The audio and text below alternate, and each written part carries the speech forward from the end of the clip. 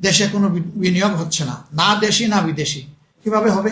ঘাটে ঘাটে ঘুষ, ঘাটে ঘাটে দুর্নীতি, কে আসবে এখানে বিনিয়োগ করতে? কালকে দেখলাম একজন হুইপ বলেছেন বাংলাদেশ থেকে, যে কোনো দেশ থেকে যে কেউ আসুক, বাংলাদেশের চাঁদাবাজি বন্ধ করা সম্ভব নয়। মানে এটার মাধ্যমে চাঁদাবাজিকে এখন জাতীয়করণ করা হলো কিনা আল্লাহ জানে। চাঁদাবাজি তো ওনারাই করে, তো ওনাদের সদিচ্ছা থাকলে তো ওনারা বন্ধ করতে পারবেন, সদিচ্ছা না থাকলে বন্ধ হবে কেমন? কথা তো ঠিকই। আমরা সংসদে যখন বললাম যে এই 249 জন এমপি আমরা যদি অঙ্গীকার করি যে এই দেশে কোনো দুর্নীতি চলবে না, তাহলে দুর্নীতি কান ধরে বাংলাদেশ থেকে বিদায় নেবে। আমি দেখি যে আমার পিছনে বিরোধী দলের যারা, তারা টেবিল সাপড়াচ্ছেন, সামনে যারা, তারা দেখে হালকা বৃষ্টি হচ্ছে, ভারী বৃষ্টি হয় না। কেউ হাত নামাইয়া বসে আছেন, কেউ আলতো করে একটু। কেন? আমরা চাই না যে একটা দুর্নীতিমুক্ত বাংলাদেশ হোক?